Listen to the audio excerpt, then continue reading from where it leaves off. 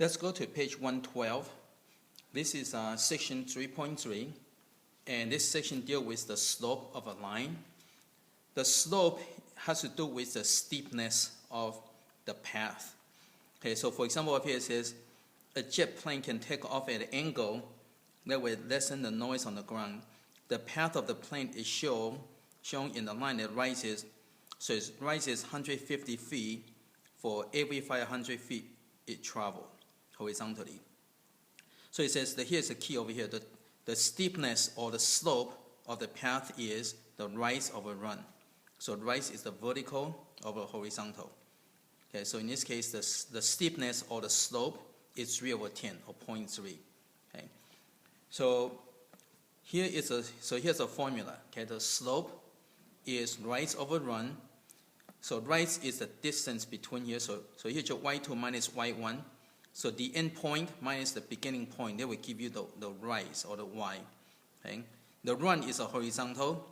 So here's your x2, right? Here's your x2 minus x1. So the end minus the beginning will give you the distance over here. So that's the run. And it's kind of it helps you remember that when you rise, you go up and down, right? Think about when you're sitting down. When you rise, you get up, right? Whereas when you run horizontally, right? You don't run upward, right? So you can run. Imagine, again, think about you running, right? When you're running horizontally, right? And when you're sitting down, when you rise, you go up, okay? So it kind of helps you. And again, so it's rise over the run, okay? And that's your definition of the slope. Now, when you have this kind of situation, so when you have the flat line like this, the slope is equal to 0. Okay, when you going vertical, think about a cliff. Okay, and the book uses no slope, but it's better to use undefined, because sometimes the no slope can be confusing. Okay, because in the English sense, no slope can be means flat, whereas in mathematical sense means vertical. So it's kind of confusing. So to avoid that, we just call it undefined. So slope is undefined when it's vertical, and slope equal to 0 equal to horizontal. So there will be no confusion. Okay, so here's your key formula you must memorize. So slope equal to y2 minus y1 over x2 minus x1. Okay. So now let's go over some examples.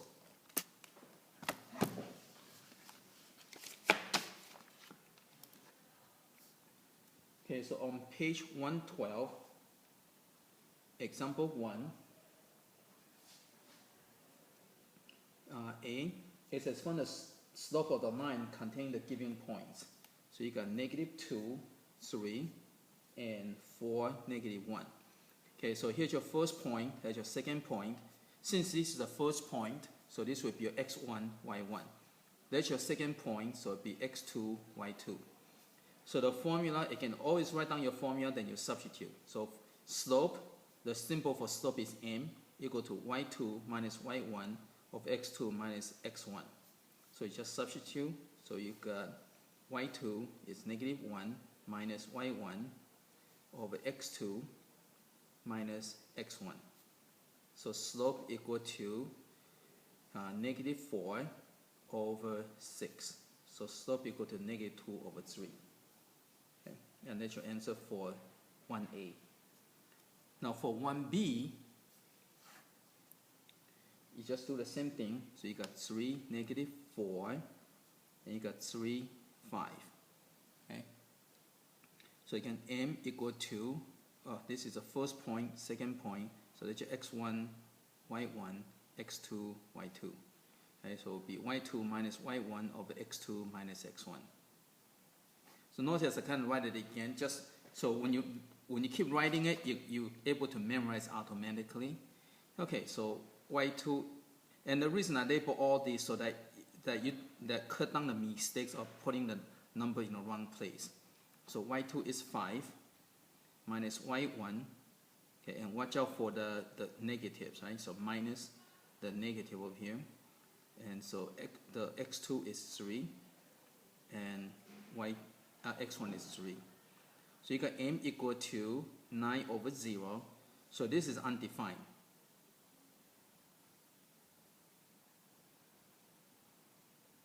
Okay, so slope equal undefined. Okay, so this is when you have 2 points. So when you have 2 points given, okay. Now the next we're going to do is learn how to find out the slope with the equation. Okay. So on page 113, if you have an equation, then the slope will equal to negative a over b. Okay. A is a number, is a coefficient for x, and b is a coefficient for the y. Okay. So again, so when you have the equation, you use these. When you have the points, you use m equal to y2 minus y1 over x2 minus x1. So again, if you have 2 points, you use this. When you have the equation given, you use this. Okay, so let's go and go over example to see how this works. Okay, so on example 2, so you have a line 5x minus 2y equal to 20. So the slope will equal to negative a over b. So slope equal to negative, and a is 5. So here's your a. A is the number in front of the x. B is the number in front of the y. And watch out, it includes a negative. Okay? So you can let your a, let your b. Okay? So it's negative a over b. So slope equal to 5 over 2. And that's it. Okay, okay, let's go to example 3. Okay, on page 114, example 3. Graph the line going through the point p.112 and having the slope m equal to negative 3 over 4. Okay. So remember the slope is for the y over the x. So this is the rise, right? So remember slope equal to the rise over run. Okay? So that means the rise is for up and down, run is going sideways, right? Okay, so let's go and sketch that. So that's your x, here's your y, and the point is 2, 1.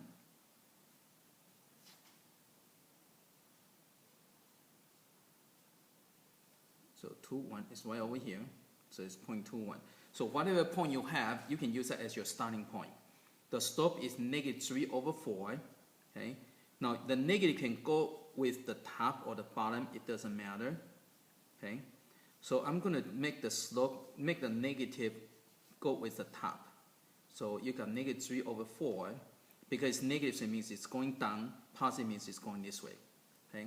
So you go down 3, okay, and you go over 4, okay? So go down 3, right? That's what this means, right? And you go over 4, okay? That's what this means, right?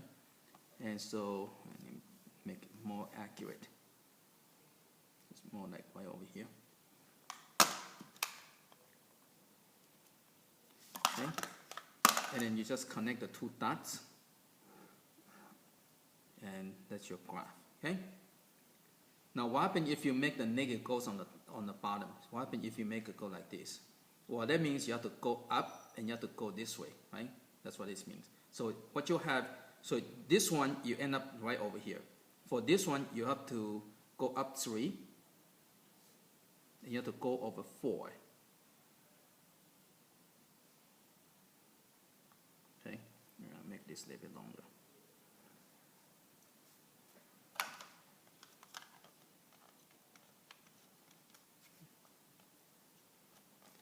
Okay. So in this case, you go up 3,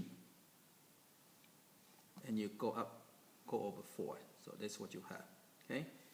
So with this, you end up going this way. With this, you're going this way. But either case, you end up with the same line. Okay. So that's why I say, you know, the negative can go either the top or the bottom, but you just kind of do it accordingly. Okay. So if you do this, you get this. Okay. If you do this, you get that. But either way, you get the same line.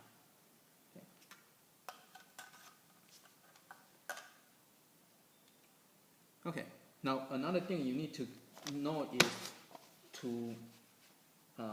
another important equation you need to know is y minus y1 equal to m times x minus x1. This is a formula is when you have the point, this is called a point slope form.